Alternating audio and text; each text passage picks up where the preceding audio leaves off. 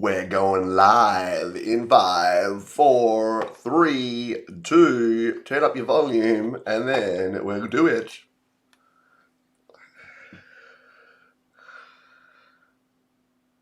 Yes, good morning, good afternoon, good evening, and welcome to GarageBand users, GarageBand Weekly, in fact, for another week. Got confused by my t-shirt. GarageBand Weekly, this is our weekly show all about GarageBand. On the show today, we got some tips and tricks for you to get started with GarageBand. We've got a rant of the week, of course. We've got the latest news and views on everything GarageBand. And our resource of the week, we'll be talking about releasing music because it is music releasing month here on Studio Live today. So if that's some stuff that you want to learn about, then stay tuned. It's been a big weekend. It is Monday morning here. Got the coffee, so let's have a drink and say cheers, then we'll say g'day to the folks here live. We'll dive straight into the news and then continue on with the show. Yes, this is coffee drinking today, and I hope you're doing well. Let's come in here. Let's take a look at the news and notes for the week before we jump on into our feature topic. So, what has the news been this week? Well, it's been a continuation of the last couple of weeks, really. We've been talking about... Let me just check my audio. I'm a bit paranoid here at the moment. Yes, the audio is wrong. Okay, let's start this again. If you're here live, this is never going to have happened because I need to switch out that audio. There we go. That's much better, right? Wow. I'm I'm having this issue at the moment where every time I start a show, I've got to come in here and check my camera and check my audio settings. And lo and behold, it wasn't on the correct one. So hopefully that is much, much better. And then we can be good to go. Just get the confirmation here to make sure it's all ready. Yes, it is all good. So fixed. Good. All right, we are fixed. Forget that ever happened. Well, this is good. I can have more coffee now and actually get set up properly. So this will be the show before. This will be the pre-show now. No one in the future will ever know the difference. All right. Let's okay, picture is okay. I'm still getting used to this new webcam. That's the problem. That's been the cause of the issues, is trying to get this new webcam looking good. I spent so much time on the picture quality that I forgot to check the audio before the show. But that's okay. Let's instead pretend that never happened, and we'll turn up the volume here, and we'll get started for the proper way around this time. Let's do it.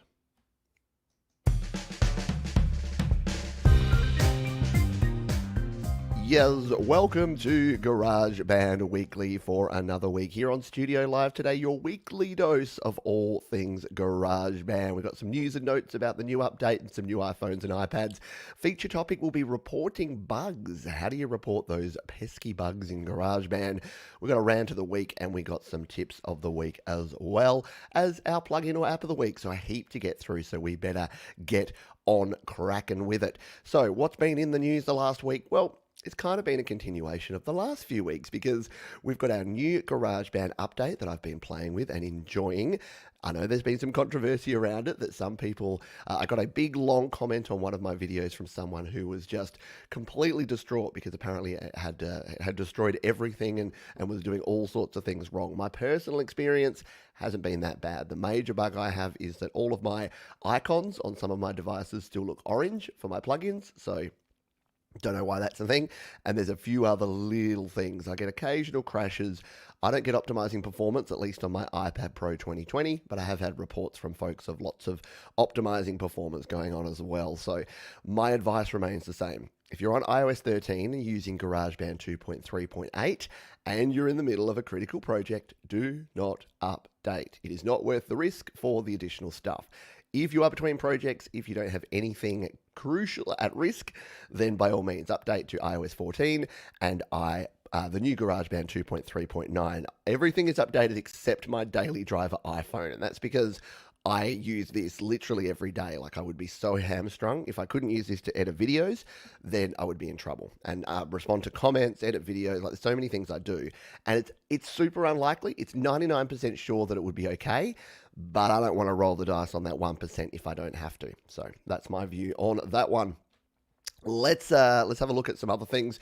So yes, the iPhone 12 and the iPad Air 4 are now out and about and able to be ordered. So why don't we jump over and take a look at these? Where is my thing?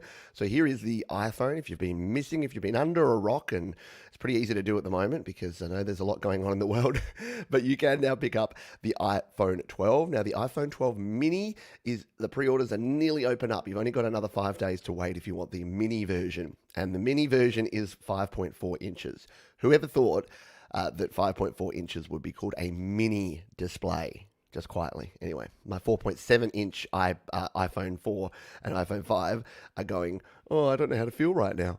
And then the iPhone 12 has been available for a while too. You can, of course, get all of the sexy colors that these come in here, your whites, your blues, your product reds, and all of the rest of it. If you want to step up your game, you may want to jump into the iPhone 12 Pro. These are getting rave reviews from folks using them for all sorts of things. The cameras on these are next level. They're creating great video, great photos. The processor in these things flies along too. So if you're using GarageBand, LumaFusion, all of the apps that I use, I'm looking forward to getting one because I think it's actually going to increase and improve my workflow here and mean you'll get even more videos here on the channel, if that's even possible. But the iPhone 12 Pro is available now with a 6.1 inch display. The iPhone 12 Pro Max is a 6.7 inch display, and it does actually have better camera. It's got a larger sensor in the camera, and it's got better processing on that camera. And this is annoying me because you know what I want? I want an iPhone 12 Pro with a 12 Pro Max camera. I don't want the bigger phone. I want the 6.1 inch, but I'm on the fence at the moment because I don't know whether I want the bigger display and to pay more just to get the slightly better camera. Given the job that I have here, I probably will have to because I need the best quality camera I can get. And because I've decided, I drew a line in the sand and went, I'm going to use this as my next camera. I'm not going to go out and buy, I was thinking of buying a new DSLR or thinking of buying a new mirrorless camera. Instead, I'm going to get an iPhone 12 Pro. So it probably should be the one with the best camera, which is the 12 Pro Max. So yeah, fast forward to a week's time and Pete's put in his order for an iPhone 12 Pro Max is probably the likely outcome.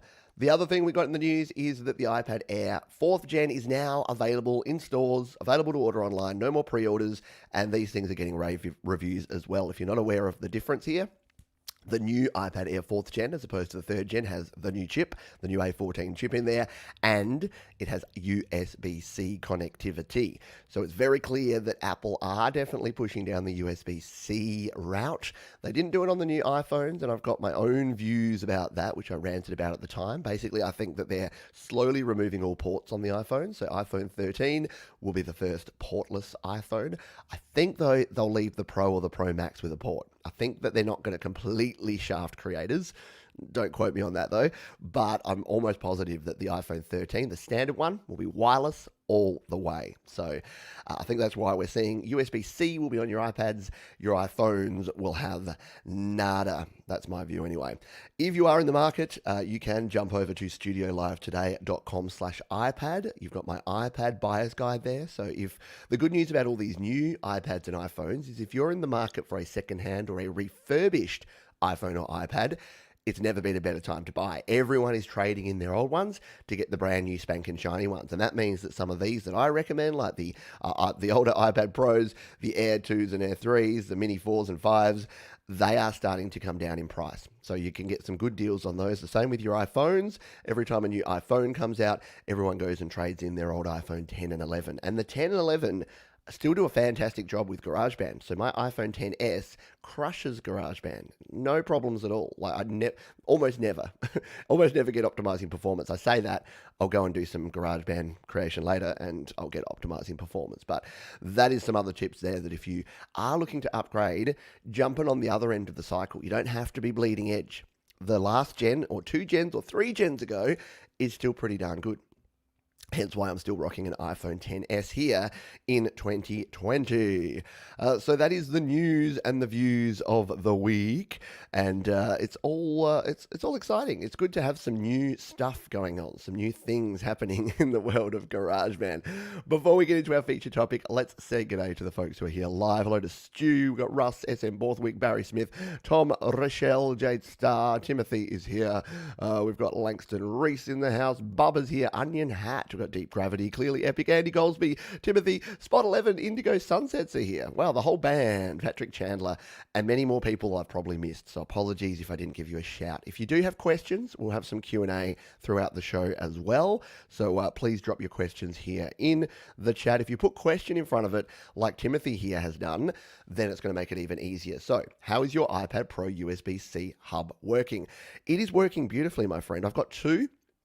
And I can only show you one here because the other one's in my backpack because it's a little portable one that I've showed on a previous video. So the little portable one is great. That just plugs into the side and that has your headphone jack, USB, HDMI, and that is just great on the road. I plug that in. It means I've got a proper headphone jack. It means I've got USB there. I can plug my USB mics and everything else into my iPad Pro and it works a treat. That's made by Cable Creation. This one here is the one that I use on my desktop, also by Cable Creation because I don't need a headphone jack here on my desktop. And this one has two USB and a card reader on this side, another USB, USB-C, and an HDMI on that side, and network. So yeah, I can plug this into my actual wired network and get the best quality, the best possible network connection using this one here. So these are made by Cable Creation. There's links over on the gear guide at studiolivetoday.com/gear. And if you search Pete Johns USB-C, you'll get my full review of these. So you can buy the genuine, I can't get this plug back in. You can buy the genuine Apple versions, but you really don't need to. The beauty of USB-C is that you don't actually need the genuine Apple stuff. And for me, the genuine Apple version, I didn't pay these. Cable Creation were kind enough to send those to me, but I did buy myself the genuine Apple one and it was $99. Yes, 100 clams for the USB-C, the genuine Apple one. You can get one with twice the functionality for around 40 or 50 if you get a third party. Don't confuse that with the Lightning stuff. If you're using a Lightning-based iPad or iPhone, you will need the genuine Apple Lightning to USB-C, USB 3 adapter. So please keep that in mind. Hello to Annie G, to Ayush, and to my buddy Olivier. Olivier over there in Costa Rica. Pura vida to you, my friend. Let's continue on. We've got more stuff to get through. Feature topic, our topic of the week. Now, this one was inspired by a few folks. My buddy Marcel over in Canada, thank you to you. To Jade, who raised this recently as well. And that is, if you have bugs, if you're using GarageBand and you have problems, report them. Yes, I know it's very easy and fun to complain about the bugs that we experience in GarageBand, but if you don't report them, there's little to no chance that anything will ever happen to fix them. So I thought I would just show you exactly how you can report a bug if something is bugging you. Whether you're on GarageBand Mac or GarageBand iOS, there is a way to report those bugs. So let's start with the Mac version for our Mac friends. All of these links are down below in the description as well as in the pinned comments. So you got no excuses for not finding these. So this is your form. Yes, you can look for support on the Apple support site, but if you want to, you can participate in the GarageBand discussions. I really never spend much time there. Maybe I should go hang out there. That might be fun one day for a bit of entertainment. Maybe I'll do a live stream where I hang out in the GarageBand discussions for an hour and see what people are saying over there. But you put your name, you put your email address, you put your subject, you put your feedback type. So you've got different types of feedback around different things: audio quality, speed of service, design, bug report. So bug report is if you're getting something that is actually going wrong. So if you're reporting a bug report. You can even put feature requests in here. So, if you want that master track on GarageBand iOS, put it in here and send it through. All of the comments, you then need to select your computer. So this is the Mac version, remember, operating system. So yeah, it does take a little while, and it would be great if it was much quicker. You could say that some of these forms, there's two ways to look at this. Yes, they need all this information. They don't want you to just say, it doesn't work when I click this, and then they don't know what computer you're using, what operating system, what sort of other software you're running. So they do need a lot of information. Or you could say sometimes that they make you add superfluous information, additional stuff, just so that you don't bother doing it. But please, bother doing it and put all your feedback in here, hit the submit feedback button. Now, you may or may not get response from this, but that's not really the point. The point is that we want to fill up Apple's inboxes. We're going to make sure we're helping employment over at Apple. We're going to fill up the Apple inboxes to make sure that they do actually get reports of these bugs. The other one that we have here is, of course, iOS. You can tell by the different logo. So same deal, almost exactly the same thing. Select your feedback type of what you want to do, put on all your comments, but this time you'll need to say what version you're using. And here's something funny. They don't even have it updated for their latest version. Woo, can we get a golf clap for Apple there? Nice work, Apple. What if I got a problem with your latest software? Well, you don't want to hear about it. So hopefully that will be updated soon. In fact, why don't I'll shift enter this and just do a refresh on the page just to make sure, just to make doubly sure that it's not just my cache that is causing the problem. Nope, 2.3.8. So what you'd have to do is select 2.3.8 and then put in big letters up the top here. This is actually for version 2.3.9. Oy vey. Yeah, good times. So yeah, do you play musical instruments? See, they're doing they're smart. They're doing market research here at the same time. So they would be using this, there'd be a customer experience team as well, and a marketing team that would be grabbing this data. So this isn't just going to the tech heads, this is going over. And what other applications do you use? So again, they're getting profile. So yes, you're giving your data, because that's just how the world works, but it's super important, it's super useful, because it means that Apple will actually know about the bugs and the issues and the features and all the things that you and I want. So please, if you have bugs, please report your bugs to your local Apple representative, and that will help the world go round, we hope. As Jade says, reporting bugs is as important as voting. And for the same reason as you can't complain about your government if you don't vote, you can't complain about your GarageBand features and bugs if you don't report them. Enough said? Enough said. Alrighty, I've got a question here from Linda. So Linda says, my classical grand piano seems to have changed. Not sure how, not sure why. Wonder how to get my original classical grand sound back. I did remove GB and reinstall the app. Well, that's a head scratcher, because I've not had reports of this, but we are about to bring up my iPad here on the screen, so we will do that, and I'll have a quick look, because I haven't used the classical grand since we've had the new version of GarageBand. So I'll see. Has that worked? I'll see if I can have a quick look and see if there's anything that I notice. So I'm just going to bring my iPad in a move I should have done before I started the show. Yes, you can berate me in the comments and say, Pete, get yourself organized. If you weren't here for the pre-show, you'd see exactly how organized I was. Had the wrong mic, had all sorts of things going on. But let's come in here, and I'll just pop your question away, because it's a big long one, and this way I can bring up this screen here and take a look. Oh, I've lost my mouse. It's down the back. Yeah. All right, I got my mouse. We're back. We're back in action. So you're saying classical grand is having problems. So if we come in here, we'll go to our keyboard, we'll go to more sounds, we'll go to our keyboards, and the first one, keyboards, no, that's not the one we want, is it? Is classical grand in here? Yeah, there's so many new ones in that keyboard collection, it looks kind of foreign. So you're saying the classical grand, is there anything in particular that's sounding? Because that sounds kind of okay to me. Like, I don't think there's any difference.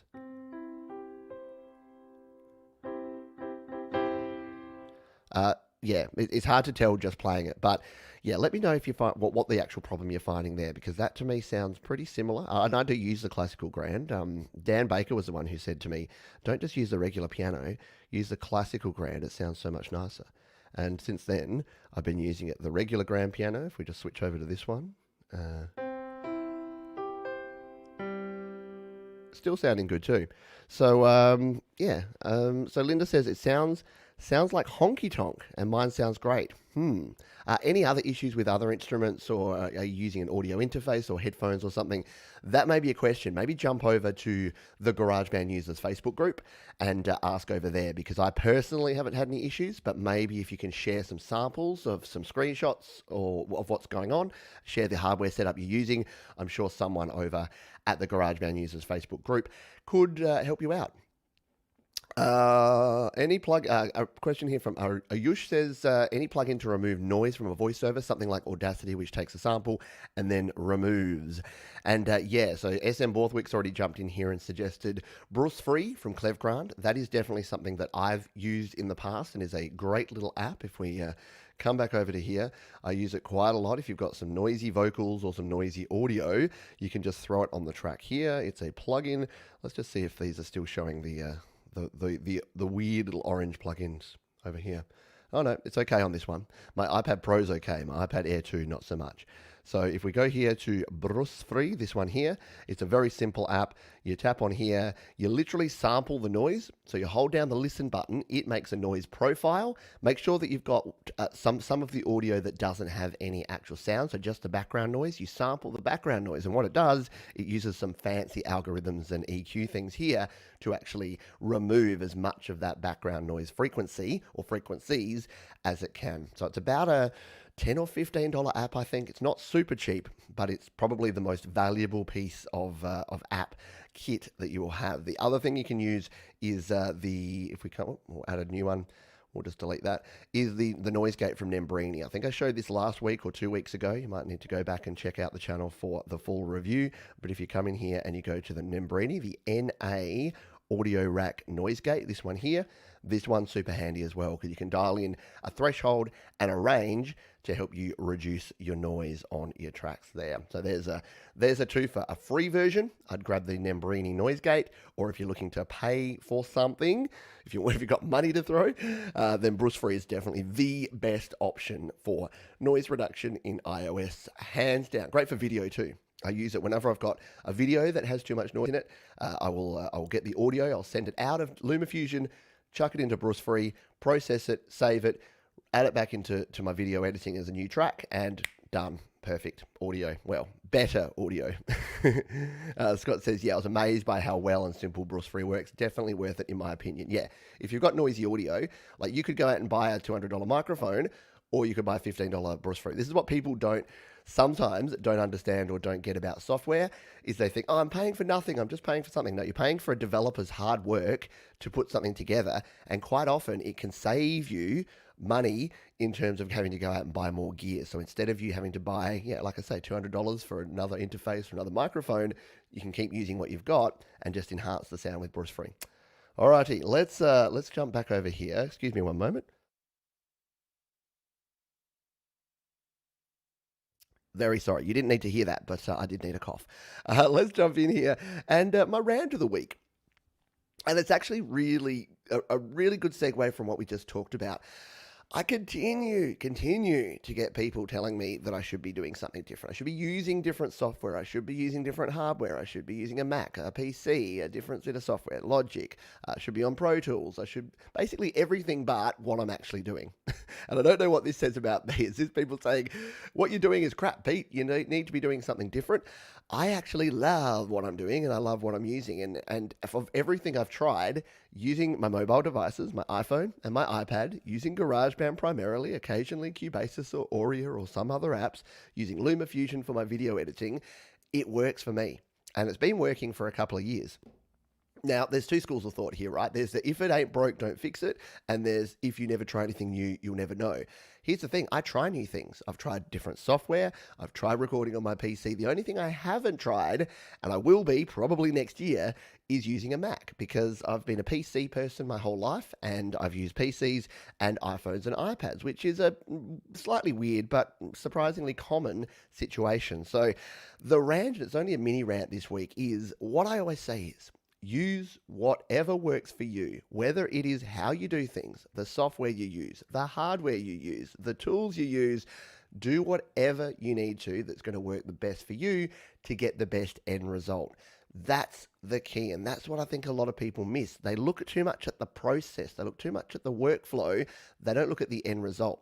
And you've probably been on these forums too, where people get into these big, long-winded discussions. They're spending hours and hours debating the difference between two things that at the end of the day take digital audio and manipulate it and mix it so that you can release some songs. And why not just spend all that time, energy, and passion on releasing songs, creating, recording, and releasing more music? That's what I encourage. If you want to use GarageBand, great. You probably do because you're watching this show. If you want to use something else, I'm not going to tell you to switch to GarageBand. If you're already creating great music, keep doing it in whatever you're using. But please, just give other people the leeway and the leniency to use what works for them. Again, not to say never try anything new. Absolutely try things new. But there is nothing wrong with whatever your workflow is and whatever you're using, just do it.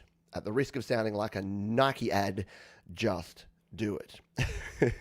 Alrighty, before we jump into our tip of the week, let's just check the chat here. Yeah, exactly. David's saying here we have better gear than the Beatles or the Stones did on our phones. Exactly. The recording studio I have on this phone is better quality and obviously better functionality, or better. It's enhanced functionality than what the Beatles had and the Stones had, and they created some epic music. Here, exactly. Mazar says, I wish there was GB for PC. There isn't, and I don't like definite statements, but there almost certainly never will be. I don't see a future where Apple will want to create their software for a PC because they want to sell Apple products. They want you to be in the Apple infrastructure. They want people like me. If GarageBand came out on PC tomorrow, I never buy a Mac. But I'm on the cusp. I'm right on the edge there, where as soon as the new Silicon Macs come out, I'm probably buying one. So Apple want to have their software on their products so they sell more of their products. Yes, it would be great, but no. And yes, whatever you use, a great song is a great song, regardless of how you record it and what you do. Alrighty. Yeah, and exactly. Same rant as always. It's not the gear, it's you. I know, personal accountability, but it is. It's a thing. Explore with Svetlin says, a strange thing happening to me when I play the Ravenscroft 275 with my Yamaha keyboard on the iPad. Low and high tones sound equally loud. Huh.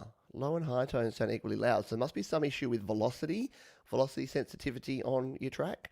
Yeah, that's a weird one. I haven't come across that yet, but again, might be another one to jump over to the GarageBand users Facebook group and ask the fine folks over there. There's a bunch of people that will help you test it. I know folks like Thomas Gillane uses the Ravenscroft a lot, so it may be some sort of settings in your velocity sensitivity that's not getting through from your keyboard to your iPhone or iPad that's causing that. But hopefully you can get that sorted.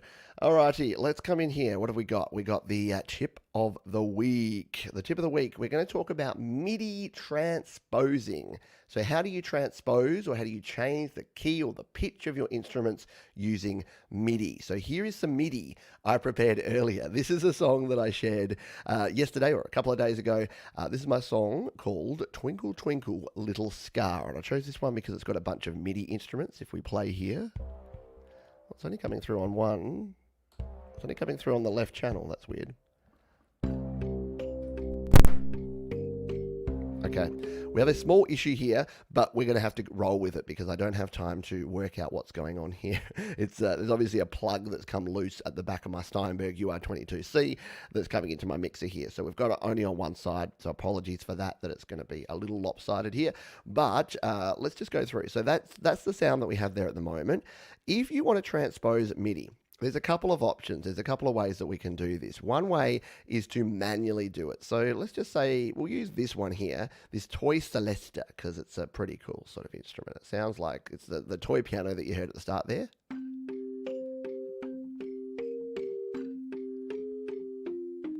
Cool, right? Yeah, so if we wanted to change the key of this, what we can do is tap on it and we can hit the edit button here.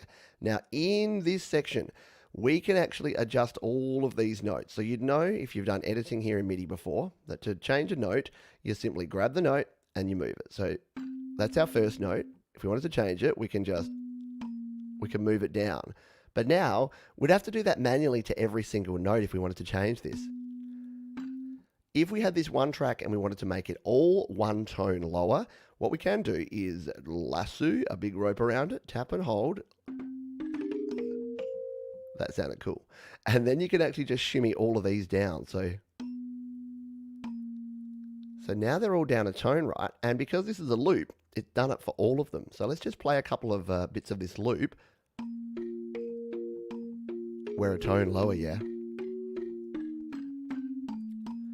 Magic. So that's the manual way to transpose, but there's some very much cooler and differenter differenter ways to do this. So we've hit undo to undo that one. The other ways that we can transpose, if we come back out to here, I've got to remember this. I haven't used these for a while. If we tap this one and we go to our settings, we can use the transposition down here. So we can transpose again by semitones. So we want to do that same one tone down. We tap the semitone button twice and it does exactly the same thing here. We can, whoop, I've selected another thing.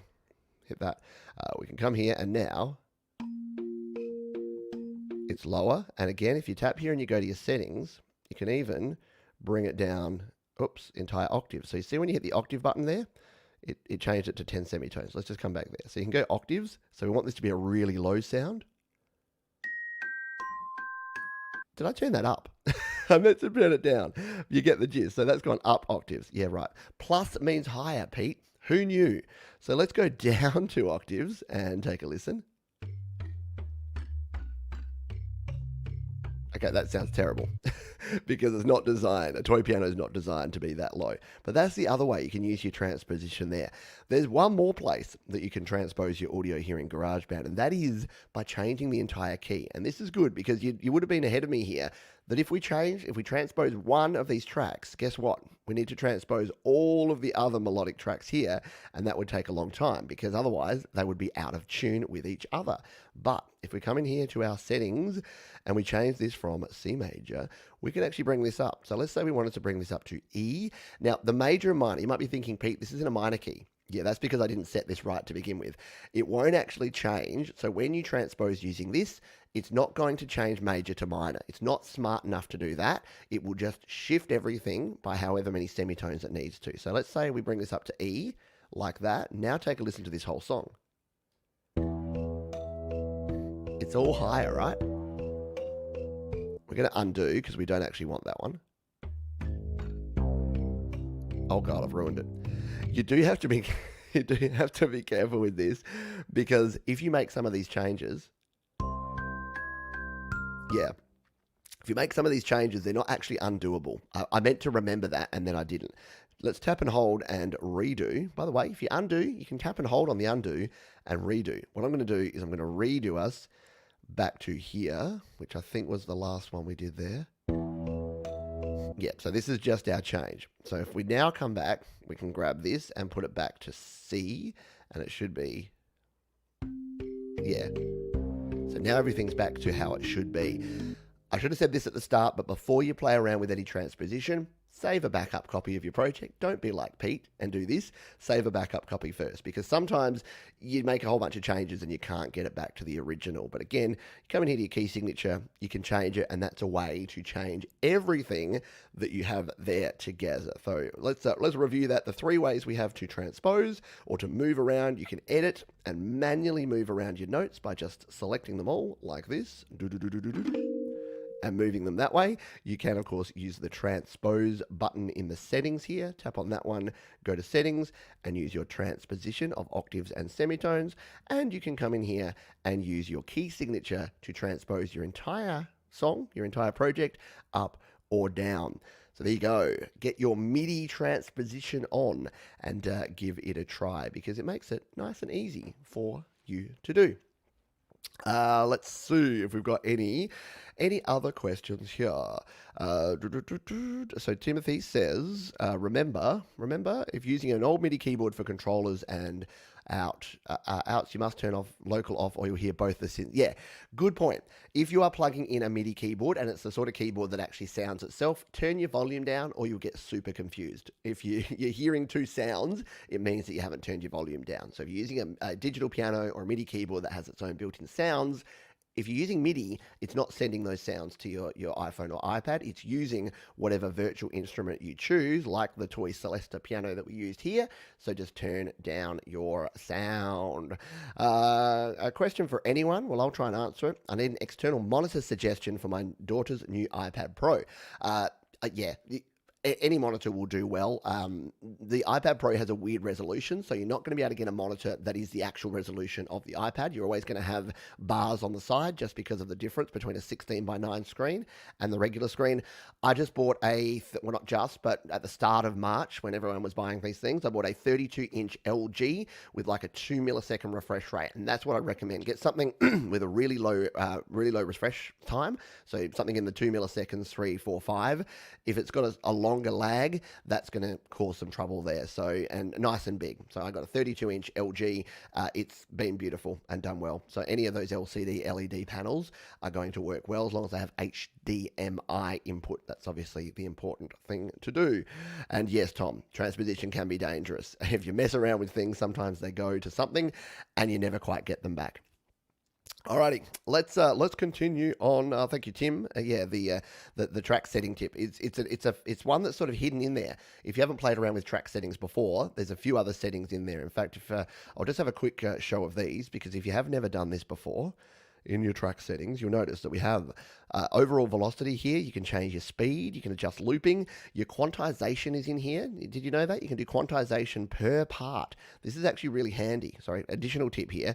But in sections where you've, say, got two different parts, if I wanted to quantize this part, but not this part, guess what? Instead of quantizing the track, I can tap here, tap again, and go settings, and I can quantize just that part. And I can even put separate quantization settings on here. So say I want these to line up to a 30-second note, but these ones I want right on the grid, and I want them to line up to an eighth or a quarter note, you can do that. It's super handy. If you don't know about quantization, just means aligning on the grid or keeping your notes in time. I've got an entire video, in fact, several of them, about quantization. If you search my name and quantization, you will find plenty of stuff to keep you occupied. So let's continue on because we're over time and we've got a couple more things to talk about here today.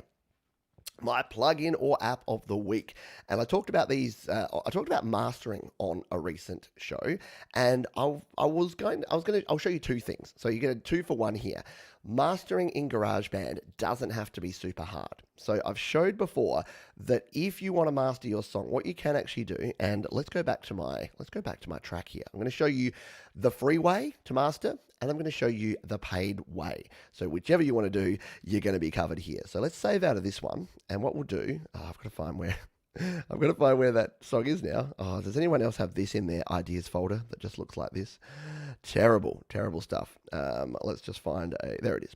So here's Twinkle Twinkle Little Star, the song you were just hearing. Let's take my own advice and duplicate it so we get a different version of it here that we can play around with, and we'll jump back into it, this version 2. So the absolute easiest way, I know AirPlay is on, we're going to unplug and plug back in. Oh, we've lost everything. There's one of those crashes. Thank you, GarageBand. You proved my point that occasionally you just randomly crash for no apparent reason. So what we can do is, if we wanted to master this, a way that I've done that's super easy, super quick, super effective, is to merge all of our tracks. So we just tap on one of these tracks and we hit the merge button. We then select all the tracks. So what we're doing here first is we're merging this down into one stereo file that we're then going to master. We don't need that last track because that was just me testing the grand piano before. We hit the merge button here in the top right corner. This is going to merge all of those tracks together and create one stereo file that we can then master. And when I'm talking about mastering, we're doing a very light, very simple version of mastering here using pretty much one plugin. So there you go. There's our merge track. We'll delete off that piano track. We don't need that. Now what we can do is we can use this as our master track. So this has our whole song. If we come down here and play, it's somehow on, it's on, oh, is that just because I don't have the right volume up? I had the wrong slider up on my mixer. Experienced user at work here. So it is working. That's good. So we've got our stereo file here. But what we might want to do is add some things to this mix. So what we can do is come in here to our mixer icon and add some plugins and EQ. We'll just get rid of that effects plugin because I never use that. I want it to be clean. But what we can do is we can do some EQ on our overall mix here. So say we wanted to play this and we're like, the bass is just a bit heavy on this one. If we play it, see, I'm exaggerating there, but we can. So we can EQ the bass. What if we want a little bit more crispy top end in this overall mix? Well, we can come up here and add a little bit. And look, less is more. I'm exaggerating to just show you the difference here. But say we wanted to do this. Let's take a listen.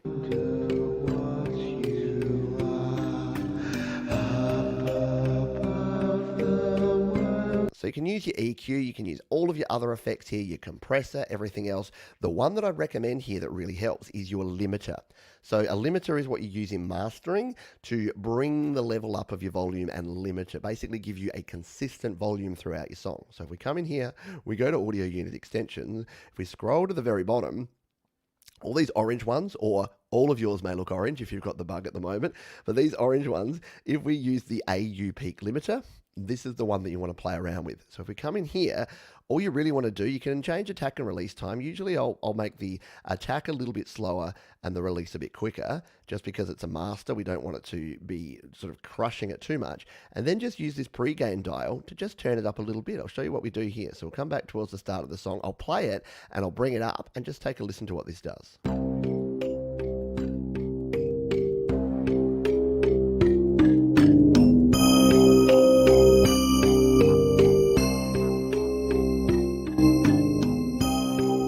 So we're starting to get some more volume in there, but what you'll hear is as I go too high, you start getting this pumping noise. So if you over compress, over limit your track, it's going to sound terrible. So you just usually want to add maybe somewhere around the 3-4 dB of gain into there, and that's basically a very quick master. So once we export this, we're actually going to have a track that's going to sound fuller and more consistent level of volume, which is what we want with a master. So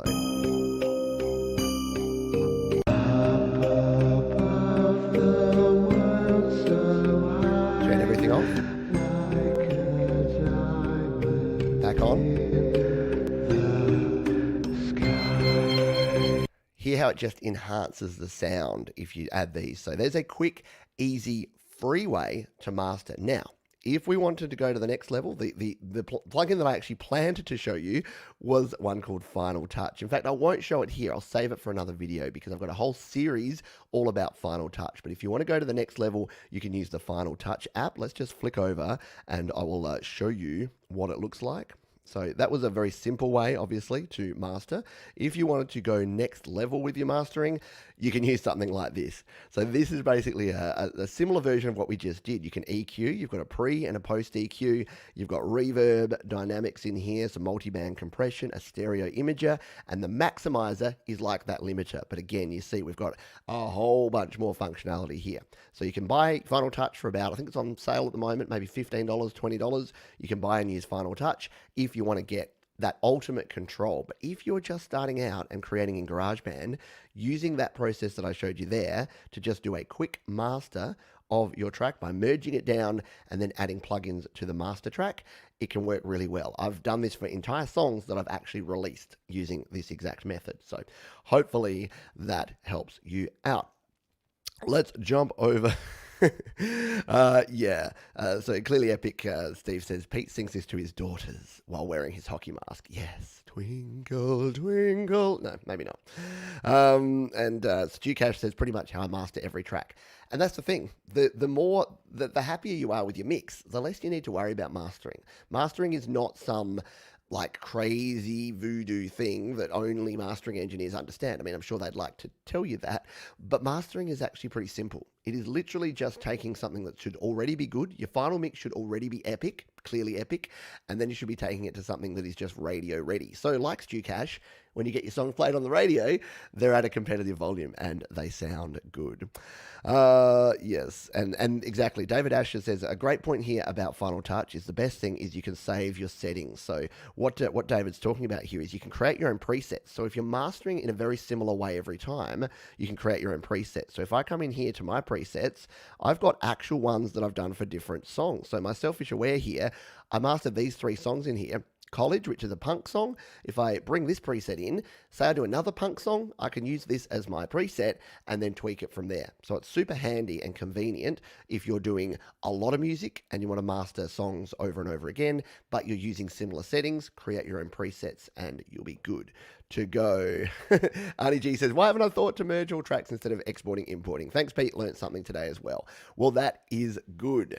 That is what we want to hear. Yeah, I've used both versions and it doesn't seem to do anything. It doesn't seem to degrade the quality or make any difference whether you merge them all down into one track or whether you export, because it uses the same algorithm. GarageBand is just going to merge and render all those tracks into one stereo WAV file. It's just whether it does it in the same project or whether it does it separately. So I've used both and both seem to work well. We are way over time here today, so let's come back over here. Our resource of the week is related to what we're talking about all month, in fact, here on Studio Live today, and that is about releasing your music. So later today, I'm premiering a new video, which is going to be sponsored by DistroKid. DistroKid are a great music distribution service. I've used them for over 4 years now, used them well and truly before they started sponsoring the channel, but they've come on board and they'll be sponsoring 4 videos throughout the month of November, and I'm covering 4 pretty cool topics about releasing your music. Today's video is all about, I've just spaced on it, teams. Thank you. Today's video is all about teams. So if you're collaborating with other artists, as I often do with Jade, Jade Star here in the chat, you can actually use teams to share your royalties and revenue. So because so many folks are collaborating at the moment, this is a super important topic because you need to be able to easily split that. So for instance, Jade's drummed on a few of my tracks. In today's video, I show you how I set her up so that 20% of all royalties that come in on those songs go straight to her. I don't have to worry about it. We don't have to worry about transfers. She has a DistroKid account. I have one. It all just goes in there. They work it out. They split out the royalties, and I don't have to think about it. One less thing that I have to worry about. So that's just one of the cool tools available at DistroKid. And if you want to learn more, there's a link down in the description, which will take you to my DistroKid FAQ. So these are all of the questions that I often get asked. So again, I need to update this. It was last updated June 2020. I'll be updating it again today after today's live stream. So you can watch the video about the 10 most asked questions, and you've got your link there to get 7% off your first year with DistroKid. You can link to the DistroKid Support Center, but then I've got, again, the 10 most frequently asked questions that I get about DistroKid. And once again, that's over at studiolivetoday.com/DistroKid. You can check that one out, or join me later today because we have that premiere video coming up in just over 2 hours time, and then following that video I'll be live here once again answering your questions about DistroKid or releasing your music online in general. So if you're already releasing your music online and you want to find out more about some of the hints and tips and some of the experience that I've had, join me for that Q&A. If you haven't, then you'll find out all the cool things that you can do if you choose to start releasing your music online. So hopefully that will help you out. But for now, I know we are finished here for the day, but don't worry, you got plenty more things to watch. If you got some time to fill in between now and the premiere, jump over to Jade Star's channel where she's got her How to App series. And not surprisingly, we didn't even really plan this, but Jade is actually doing a series this week on collaborating on a Ben Folds song with me. So that's going to be cool. We're going to see how she mixes and masters that song and then releases that as a cover song on DistroKid, because yes, you can release songs that are cover songs using DistroKid as well, and that's something else I will be covering in a future video. So thank you to that. Thank you to Jade. Please jump over to Jade's channel now and catch that one. Tune in here in 2 hours time for the premiere video and then the live Q&A straight after that one. But for now, for GarageBand Weekly, I've been Pete Johns. Please be kind to yourself, be kind to others, keep creating, and I'll see you real